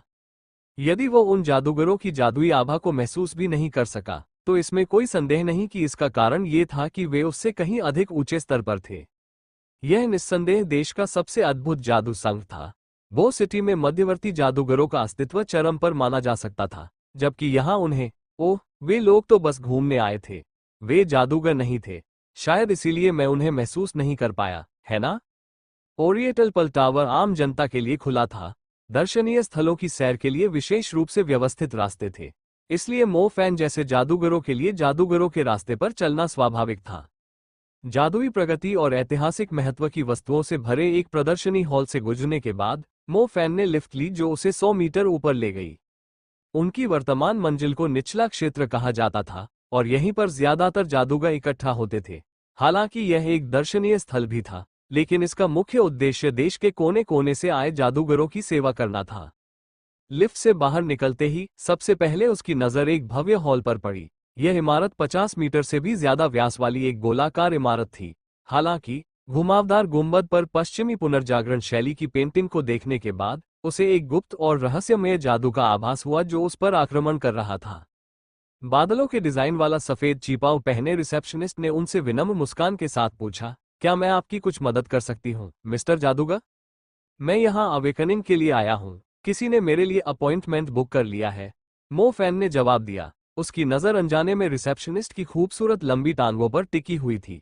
उफ, जैसा कि इस भव्य शहर से उम्मीद की जाती है, रिसेप्शनिस्ट भी बेहद खूबसूरत है। मुझे आपके लिए इसकी जांच करने दीजिए। क्या मैं आपका नाम जान सकता हूँ? मो फैन। ठीक है, मिस्टर मो फैन, क्या आप इधर उधर देखना चाहते हैं या सीधे जागृति कक्ष में जाना चाहते हैं? रिसेप्शनिस्ट ने एक और मुस्कान के साथ पूछा। चलो सीधे जागृति कक्ष में चलते हैं। दर्शनीय स्थलों की यात्रा और जागृति के बीच मो फैन को अपनी जागृति की अधिक परवाह थी। इतनी सारी चीजों का अनुभव करने के बाद मो फैन को एक और एलिमेंट होने का महत्व स्पष्ट रूप से समझ में आ गया। मो फैन मुख्य लॉबी से गुजरते हुए एक दिलचस्प बात पर गौर किया। वहां कई एक से एक काउंटर थे। कुछ जादूगर रिसेप्शनिस्ट की अकेली सेवा का आनंद ले रहे थे, जबकि ज्यादातर जादूगर हॉल में आरामदायक कुर्सियों पर बैठे थे। वे मानो खुदरा निवेशक हों और विशाल स्क्रीन पर अपनी मनचाही जानकारी ढूंढ रहे थे। स्क्रीन पर कुछ इनामों की घोषणा होगी, साथ ही जादूगर संघ द्वारा जारी किए जाने वाले साप्ताहिक संसाधनों की भी। जो लोग इन्हें चाहते हैं वे इनके लिए आवेदन कर सकते हैं। रिसेप्शनिस्ट को पता था कि मो फैन पहली बार यहां आया है, और उसने दोस्ताना अंदाज में ये बात समझाई। एक से एक सेवा के बारे में क्या? मो फैन ने पूछा। या तो उन्होंने इस विशेष सेवा के लिए बड़ी रकम चुकाई है, या फिर वे इंटरमीडिएट जादूगर के स्तर तक पहुंच चुके हैं। सभी इंटरमीडिएट जादूगरों को स्वचालित रूप से व्यक्तिगत सेवा मिलेगी। अगर वे वस्तुओं का व्यापार करना चाहते हैं तो कर्मचारी मूल्य का अनुमान लगाएंगे और उन्हें बेचने के तरीके भी बताएंगे। इसके अलावा वे जादूगर को किसी भी उपयुक्त इनाम के बारे में भी उचित जानकारी देंगे। जिन मामलों पर बारीकी से नजर रखने या आवेदन करने की जरूरत है वे आपकी ओर से किए जाएंगे। इससे समय की बचत होती है और कई थकाऊ प्रक्रियाएं खत्म हो जाती है। लेकिन हाँ, ऐसे कर्मचारी भी होते हैं जो ऐसी जानकारी प्राप्त करने में विशेषज्ञ होते हैं जो आमतौर पर आप नहीं कर पाते, विचारशील रिसेप्शनिस्ट ने संक्षेप में समझाया। तो यह ऐसे काम करता है? मो फैन ने सिर हिलाया। हर कोई विशेष विशेषाधिकारों का प्यासा होता है, लेकिन जो लोग विशेषाधिकार प्राप्त हैं वे अल्पसंख्यक हैं, और मैं अल्पसंख्यक हूं। मो फैन को एक खूबसूरत गोलाकार कमरे में लाया गया। कमरा अनगिनत जागृति गेंदों से भरा था, जिन्हें देखने वालों को चक्कर आ रहा था। मिस्टर गुओ, वो व्यक्ति जो जागृति के लिए यहाँ आया है, आ गया है। चीपाव पहने लड़की के यहाँ पहुंचने पर वो बोलने से पहले एक पल के लिए झिझकी। ओह, मुझे पता है, उसे वहीं बैठने का निर्देश दे। श्री गुओ नाम का वो आदमी ऐसा लग रहा था जैसे वो व्यस्त हो, क्योंकि उसने तटस्थ स्वर में उत्तर दिया। तो मैं विदा लेता हूँ। रिसेप्शनिस्ट ने मिस्टर गुओ की तरफ देखा, उसके चेहरे पर थोड़ी निराशा उभर आई। मो फैन ने मिस्टर गुओ के निर्देश का पालन करते हुए एक तरफ बैठकर इंतजार किया। इस समय वो थोड़ा उत्साहित था। ये बिल्कुल स्कूल के अभ्यास मैदान में आयोजित उसकी पहली जागृति जैसा था। कमरे के दूसरी ओर मिस्टर गुओ नाम के व्यक्ति ने मो फैन की ओर एक बार भी नहीं देखा था, क्योंकि वह लापरवाही से दूसरे कमरे में चला गया था। कमरे में अंधेरा था। मिस्टर गुओ ने अपनी प्रशिक्षु युवती की ओर देखा और पूछा, जियाओ मिया, क्या जागृति रत्न तैयार है? मुझे किस तत्व के मार्गदर्शक पत्थर का उपयोग करना चाहिए? जियाओ मिया नामक प्रशिक्षु ने पूछा। मुझे देखने दो। गुओ लियू दरवाजे तक गया और दूर से मो फैन को देखा। उसने मो फैन से पूछने की जहमत नहीं उठाई, क्योंकि वो अधीरता दिखा रहा था। लाइटनिंग एलिमेंट, तुम पूछने वाले नहीं हो? जियो मिया ने उससे सवाल किया। मुझे इन नाकाबिल दूसरी पीढ़ी से नफरत है। इनकी उम्र लगभग 17 या 18 साल होगी। फिर भी ये जागृति के लिए यहाँ इस विश्वास के साथ आए थे कि वो पैसे से बिजली तत्व को जागृत कर सकते हैं। अगर मेरे जागृति घर को नया सामान लाने के लिए पैसों की जरूरत न होती तो मैं इन लोगों पर जागृति रत्न बर्बाद करने की जहमत भी नहीं उठाता, गुओ लियू ने जवाब दिया। मास्टर, आपने सेवा के लिए कितना शुल्क लिया? जियो मिया ने कमजोरी से पूछा। 1 लाख युआन। बिजली तत्व के जागरण की संभावना सामान्य परिस्थितियों की तुलना में थोड़ी ज्यादा है, गुओ लियू ने जवाब दिया। उसका जवाब सुनकर जियो मिया हैरान रह गई। किसी व्यक्ति के लिए बिजली तत्व को जागृत करने की संभावना को बढ़ाने के लिए 1 लाख, मास्टर निर्दयी है। जियो मिया ने ज्यादा कुछ नहीं कहा और आज्ञाकारी रूप से विशाल जागृति पत्थर के चारों ओर बिजली तत्व मार्गदर्शक पत्थर रख दिया। ये जादूगर संघ का सबसे बड़ा जागृति ग्रह था, जहां इस्तेमाल किए जाने वाले जागृति रत्न सर्वोत्तम गुणवत्ता के थे।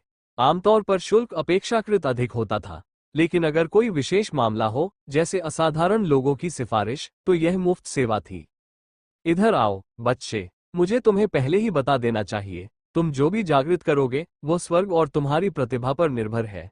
यहाँ तक कि एक तत्व मार्गदर्शक पत्थर का उपयोग करने पर भी सफलता की दर थोड़ी ही बढ़ेगी।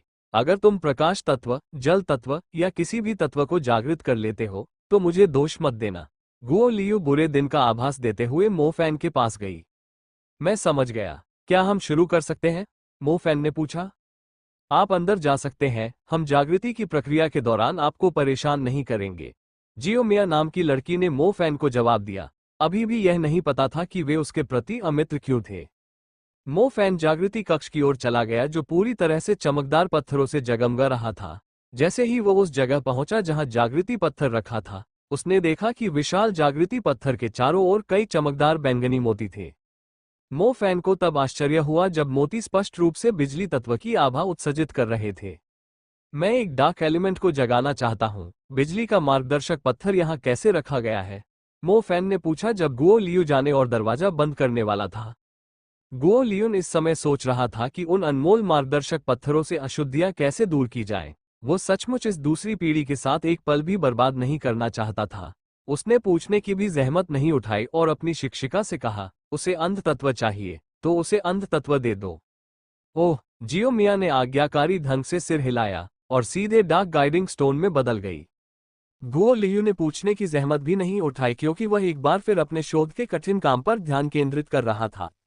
शुरू करने से पहले वह बुदबुदाए बिना नहीं रह सका, तुम अपनी पहली जागृति में ही अंधकार तत्व को जागृत करना चाहते हो। तुम बहुत ज्यादा उम्मीद कर रहे हो। खैर, बिजली के मार्गदर्शक पत्थर और अंधकार के मार्गदर्शक पत्थर की कीमतों में ज्यादा अंतर नहीं है। डार्क गाइडिंग स्टोन में बदलने के बाद मो फैन को जागृति कक्ष के अंदर बंद कर दिया गया। जागृति पत्थर बहुत परिचित लग रहे थे, लेकिन उनके स्कूल द्वारा इस्तेमाल किए जाने वाले बड़े पैमाने पर उत्पादित सस्ते पत्थरों से स्पष्ट अंतर था। जागृति रत्न प्रतिबंधित वस्तुएं थीं। हर बार इस्तेमाल करने से पहले आपको खुद को पंजीकृत कराना होता था। मूल रूप से जागृति रत्नों पर जादू संघ का नियंत्रण था और वे इन्हें स्कूलों, सेना, शिकारी संघों या अन्य नियुक्त संगठनों को भेजते थे। हाई स्कूल की ट्यूशन फीस का आधा हिस्सा वास्तव में जागृति पत्थरों को खरीदने के लिए इस्तेमाल किया गया था। यद्यपि इससे भी अधिक महंगे मार्गदर्शक पत्थर खरीदे जा सकते थे, लेकिन उच्च विद्यालयों और विश्वविद्यालयों के पास अपने विद्यार्थियों को इतना महंगा पत्थर उपलब्ध कराने का कोई कारण नहीं था। मो फैन को भी यकीन नहीं था कि वो कामयाब हो पाएगा। डार्क गाइडिंग स्टोन पर लगे काले मौलिक कंकड़ों को देखकर उसका दिल तेजी से धड़कने लगा। मो फैन ने आंखें बंद कर ली और धीरे से अपनी हथेली ठंडे जागृति पत्थर पर रख दी। उसे बेचैनी महसूस हुई, मानो कोई कुंवारा लड़का पहली बार अपनी प्रेमिका के स्तनों को छू रहा हो। जब चमकदार, ठंडे जागृति पत्थर ने उसकी हथेलियों की गर्माहट महसूस की, तो उसने तुरंत प्रतिक्रिया शुरू कर दी। पत्थर के बिल्कुल बीच से एक रोशनी फूट पड़ी। यह उसकी पहली जागृति से काफी मिलता जुलता था। आंखें बंद करके मो फैन अपने शरीर की रक्त वाहिकाओं में एक अजीबोगरीब ऊर्जा का प्रवाह महसूस कर पा रहा था, और पलक झपकते ही वो सारी ऊर्जा उसके आध्यात्मिक ब्रह्मांड में प्रवाहित हो गई। ऐसा लग रहा था मानो उसके आध्यात्मिक ब्रह्मांड के अस्त व्यस्त क्षेत्र में कहीं एक नया जीवन जन्म ले रहा हो। वो उसके आध्यात्मिक स्थान को बदल रहा था, धीरे धीरे एक ऐसा क्षेत्र बना रहा था जो उसका अपना था। ऊर्जा के कण धूल के समान सूक्ष्म थे। वे आक्रमण के इरादे से सावधानी से इस क्षेत्र में दबे पांव आए।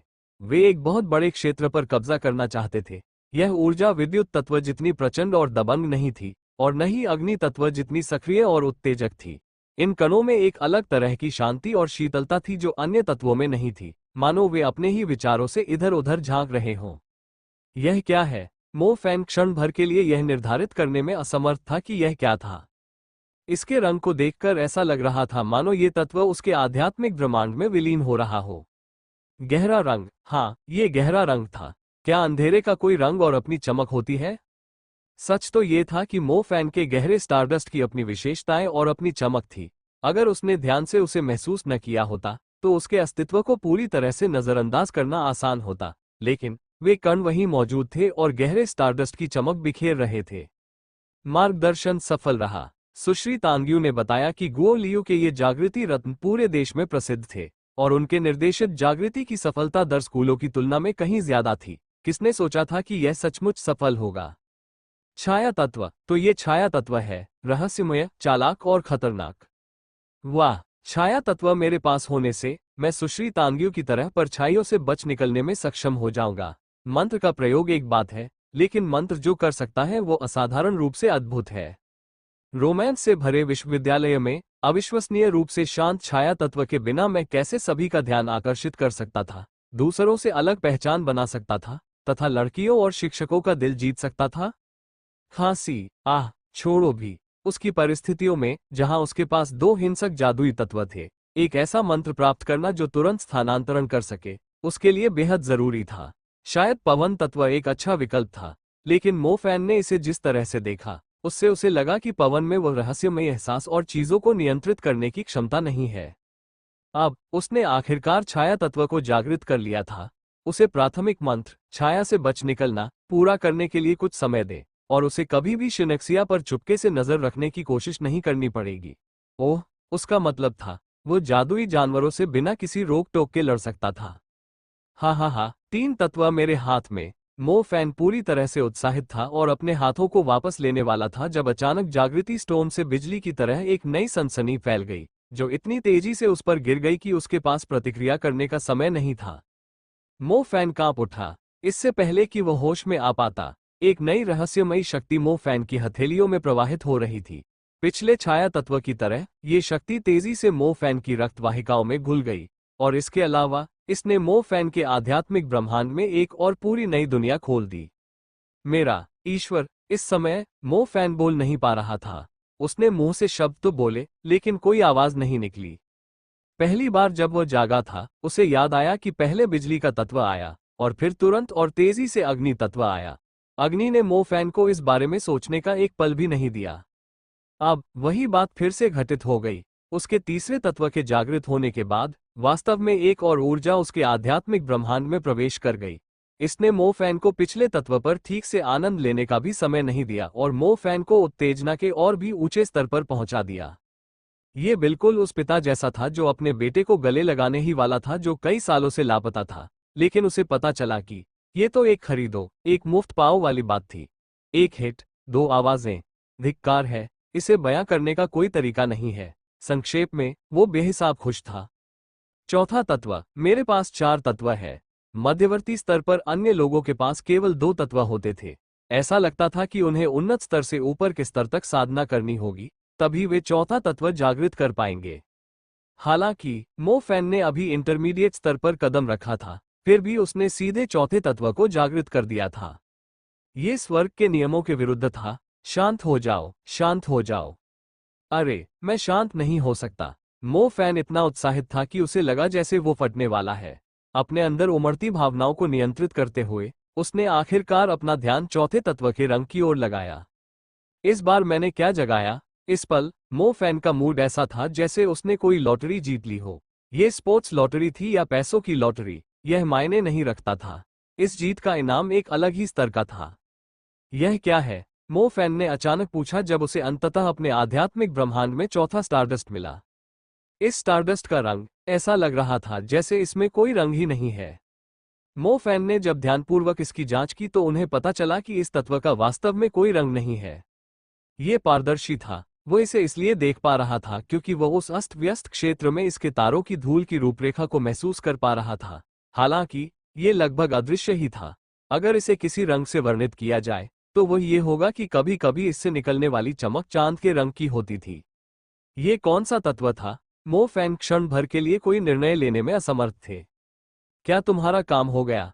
प्रशिक्षु जियाओ मिया ने बिना इजाजत दरवाजा खोला। उसने देखा कि मो फैन बहुत देर पहले ही अवेकनिंग खत्म कर चुका था, इसलिए वो मुंह बनाने लगी। अगर तुम्हारा काम हो गया हो तो बाहर आ जाओ। जादू दरबार की सिफारिश पर एक जादूगर यहाँ जागृति के लिए आने वाला है, कृपया मत आना। जिस तत्व को तुमने जागृत किया है वो रंगहीन कैसे है? युवा प्रशिक्षु जियाओ मिया जागृति पत्थर को देखकर हैरान रह गई। कमरे के दूसरी तरफ गुओ लियू ने अपने प्रशिक्षु की हैरानी भरी आवाज सुनी तो वह तुरंत उठ खड़ा हुआ। वह जागृति कक्ष की ओर दौड़ा और अंदर झांका। जब उसने पाया कि जागृति पत्थर का कोई रंग नहीं है, फिर भी उसमें कभी कभार चांदनी की झिलमिलाहट होती है, तो उसका चेहरा आश्चर्य से भर गया। ये इस दूसरी पीढ़ी का क्या भाग्य है। उसने तो सचमुच सम्मन तत्व जगा दिया। अधिकांश लोग केवल शास्त्रीय तत्व को ही अपने प्रथम तत्व के रूप में जागृत करेंगे। जिन लोगों ने श्वेत जादू, काला जादू या आयामी जादू को जागृत किया, उन्हें स्वर्ग का अनुग्रह प्राप्त माना जा सकता है। आखिरकार प्रथम जागृति के तत्व प्रमुख साधनाएं ही थीं। प्रमुख साधनाओं के तत्वों ने जादूगरों को साधना और अभ्यास के लिए अधिक समय प्रदान किया। इसने उन्हें द्वितीयक या गौण साधना तत्वों वाले लोगों की तुलना में कहीं अधिक कुशल बना दिया। गुओ लियुन ने शुरू में सोचा था कि अगर यह व्यक्ति बिजली तत्व जागृत कर ले तो वह सम्मान के साथ घर लौट आएगा। किसने सोचा होगा कि वह आखिरी क्षण में अंधकार तत्व में बदल जाएगा। और हालांकि वो असफल रहा, लेकिन उसे इससे एक सम्मान तत्व प्राप्त हुआ। नियमों के अनुसार पहली जागृति जो शास्त्रीय तत्व से संबंधित होती है वो सबसे आम होती है, उसके बाद या तो काला जादू या सफेद जादू होता है, और जिसकी संभावना सबसे कम होती है वो आयामी जादू होता है। अपने पहले तत्व के लिए समन क्षमता वाले जादूगरों को उन प्रमुख शक्तियों से असीमित लाभ मिलता था जब तक वे चाहें। उनकी दुर्लभता और कीमत बहुत ज्यादा थी।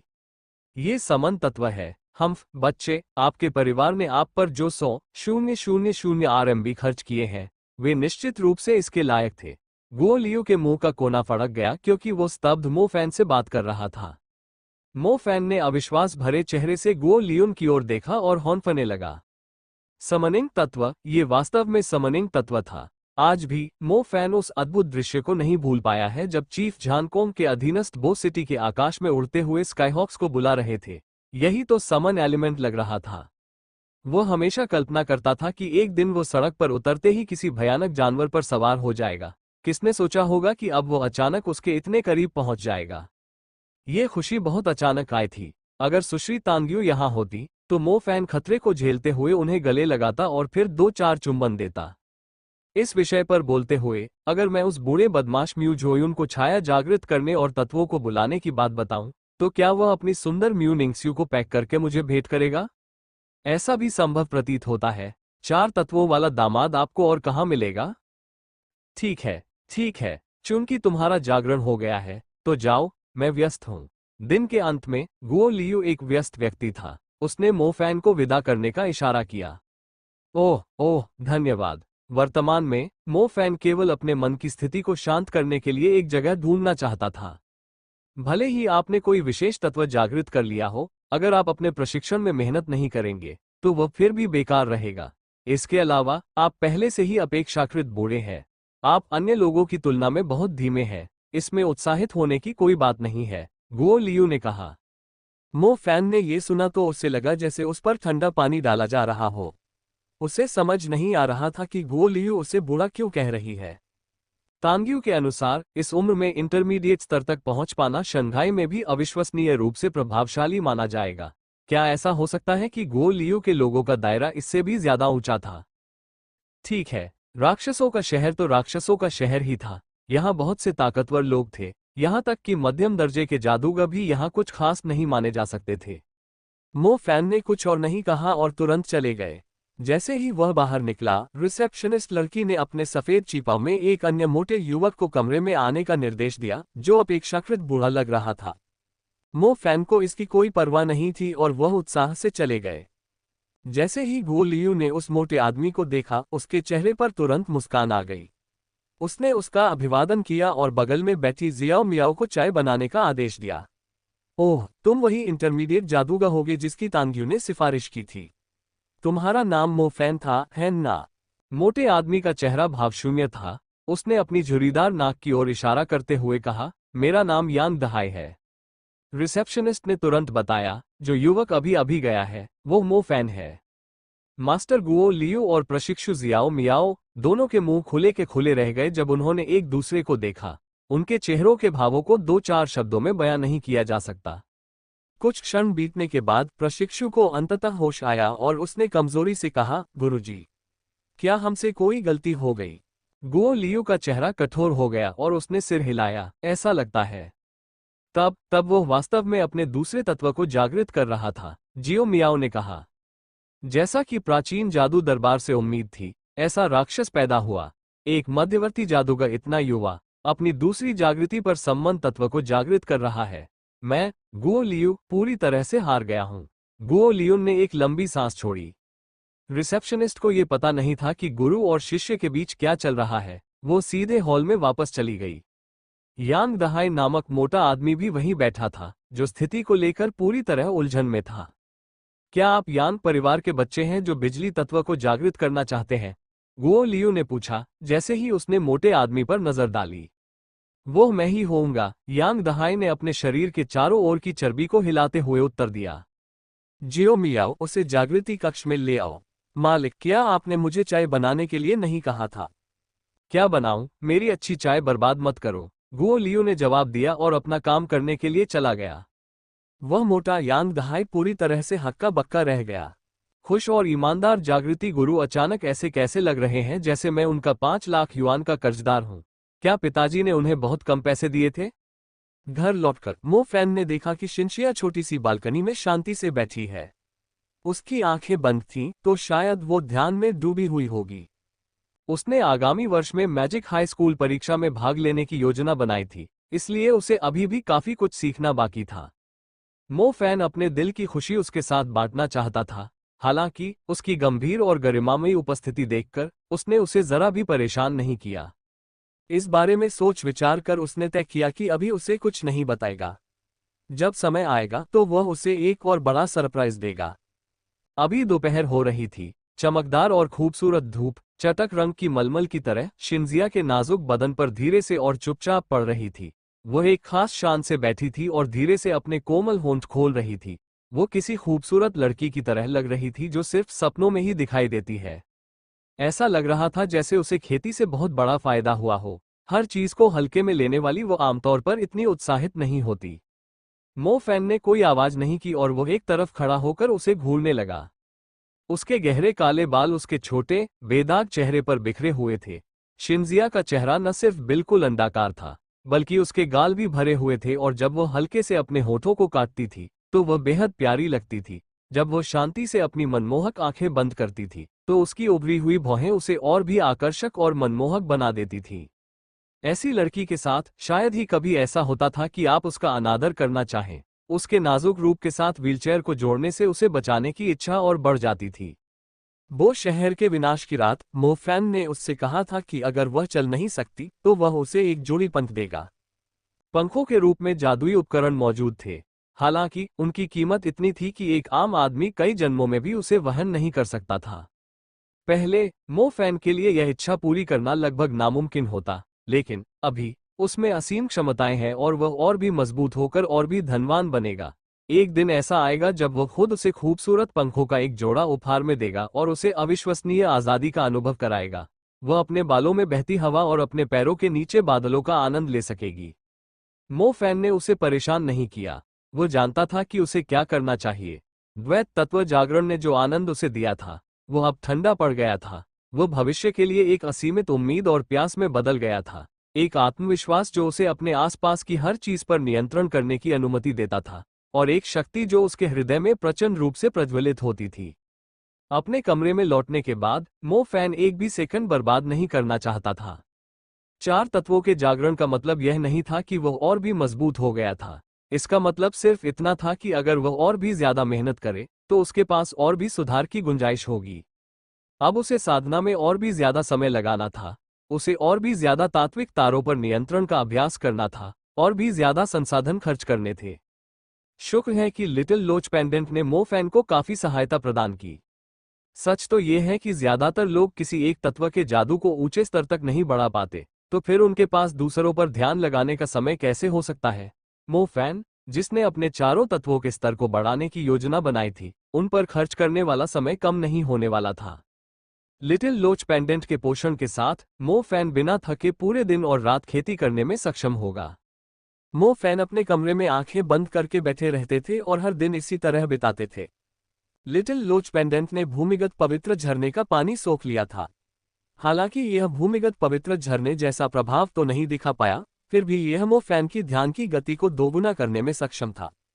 एक सामान्य श्रेणी की स्टारडस्ट मैजिक टूल ने खेती की गति को लगभग 20% तक बढ़ा दिया। Spirit grade stardust magic tool साधना की गति को लगभग 40% तक बढ़ाने में सक्षम था। भूमिगत पवित्र झरने को अवशोषित करने वाला छोटा लोच पेंडेंट एक बार फिर विकसित हो गया था, और मो फैन अब यह तय नहीं कर पा रहा था कि वह किस स्तर का है। हालांकि जब तक मो फैन ध्यान की अवस्था में रहेगा, वह आधी मेहनत में दोगुने प्रभाव का आनंद ले सकेगा। ये पहले की अपेक्षा दोगुना हो गया। पोषण का ये दोहरा प्रभाव एक ठोस वृद्धि थी। ऐसा नहीं था कि मो फैन की साधना की समझ बहुत ज्यादा थी। वह ध्यान में पहले से ही बहुत लंबा समय बिता पाता था, और जब वह ध्यान नहीं कर रहा होता तब भी लिटिल लोच पेंडेंट का पोषण सक्रिय रहता। इस तरह की चीजों के उस पर गुप्त रूप से प्रभाव डालने से वह अपनी साधना को और बढ़ा पाया। ध्यान से उसे मिलने वाले प्रभाव हर दिन अलग अलग होते। भले ही मो फैन एक जादूगर हो जिसकी साधना की जन्मजात प्रतिभा कमजोर हो, फिर भी वह लिटिल लोच पेंडेंट द्वारा प्रदान किए गए पोषण पर भरोसा करके अपने साथियों से कई स्तर आगे निकल सकता था। योजक चिन्ह योजक चिन्ह योजक चिन्ह। मो फैन ने अपने टाइम आउट की पूरी योजना कुशलतापूर्वक बनाई थी। 3 महीने तक लगातार साधना करने के बाद मो फैन को सुखद रूप से पता चला कि उसके छाया तत्व के विकास के स्टारडस्ट ने उसी स्तर को प्राप्त कर लिया था जिसे प्राप्त करने में उसे अपनी अग्नि और बिजली के साथ पूरा 1 वर्ष लगा था। शैडो स्टारडस्ट की बढ़ी हुई गति एक रॉकेट की तरह थी, यहां तक कि मो फैन को भी इस पर विश्वास करने में थोड़ी कठिनाई हुई। लगता है इंटरमीडिएट लेवल पर पहुंचने के बाद स्टारडस्ट उन जादूगरों के लिए बस एक जानी पहचानी चीज बन गए हैं जिनके पास नेबुला है, इसलिए उनकी वृद्धि की गति पहले की तुलना में बहुत तेज है। मो फैन ने मन ही मन सोचा। एक तत्व की औसत साधना अवधि लगभग 1 दिन की होती थी। यह ऐसा काम था जो हर कोई करता था। लिटिल लोच पेंडेंट का पोषण उसकी स्वयं की साधना गति को लगभग 2.5 गुना बढ़ाने में सक्षम था। ये कहना तर्कसंगत होगा कि 2.5x बफ के साथ 3 महीने की साधना आधे साल से थोड़े ज्यादा समय तक साधना करने के बराबर थी। हालांकि ये वास्तव में पूरे साल की साधना के बराबर थी। अगर यह वार्षिक परीक्षा होती तो उसके लिए एस ग्रेड पाना भी कोई समस्या नहीं होती। इस पर विचार करते हुए मो फैन को केवल एक ही कारण सूझा। इंटरमीडिएट मैच बनने से पहले की तुलना में उसका ध्यान प्रभाव लगभग 50% बढ़ गया था। क्योंकि उसे नेबुला स्तर के अग्नि और बिजली तत्वों की सावधानीपूर्वक देखभाल करनी थी, इसलिए उसके लिए स्टारडस्ट स्तर के छाया और संबंध तत्वों की देखभाल करना बहुत आसान हो गया। यह एहसास बिल्कुल उस पिता जैसा था जिसने अपने 2 बच्चों को लगभग 10 साल की उम्र तक पाला पोसा हो। तीसरे और चौथे बच्चे के साथ व्यवहार करना एक मामूली चुटकी की तरह होता, उन पर उसका प्रबंधन साफ सुथरा और सुव्यवस्थित होता, जिससे वे विनम्र और आज्ञाकारी बनते। शैडो स्टारडस्ट और समनिंग स्टारडस्ट पहले ही उस स्तर पर पहुंच चुके थे जहां वह उनके जादू कर सकता था। तभी मो फैन ने शैडो स्टॉस को जोड़ना शुरू किया। इसी तरह स्टार पाथ एक ऐसी चीज थी जिसमें मो फैन बहुत कुशल था। भले ही शैडो स्टारडस्ट और समनिंग स्टारडस्ट ऐसी चीजें थीं जिनके लिए उसे फिर से बिल्कुल शुरुआत से शुरू करने की आवश्यकता थी, उसने एक बार फिर अभिमानी सितारों को अपनी बात मानने के लिए मजबूर करने के लिए ठगी को अपनी विधि के रूप में इस्तेमाल किया। बिजली और अग्नि तत्वों की तुलना में छाया और आह्वान तत्वों की साधना ज्यादा आसान थी। वह कोई भी रास्ता नहीं बदलेगा और न ही असफल होने पर आत्मविश्वास खोएगा। नियंत्रण एक ऐसी चीज थी जिसका अभ्यास मो फैन ने पहले किया था। आमतौर पर 7 सितारों को जोड़ने वाले लोग बेसब्री से मंत्रों का प्रयोग करने की कोशिश करते थे और अपना ज्यादातर समय उस मंत्र का पूरा इस्तेमाल करने में लगाते थे। समय की कमी को देखते हुए मो फैन को ऐसा करने की अपनी इच्छा को दबाना पड़ा। इसके बजाय उन्होंने अपना ज्यादातर समय अपनी नींव मजबूत करने में लगाया। जब वह विश्वविद्यालय पहुंचता तो उसके पास अभ्यास करने के लिए पूरा समय और मैदान होता। पहाड़ों से घिरे इस वीरान इलाके में कोई भी सुंदर सुडौल महिला नहीं थी जिसे वह चुपके से देखकर अपना ध्यान भटका सके।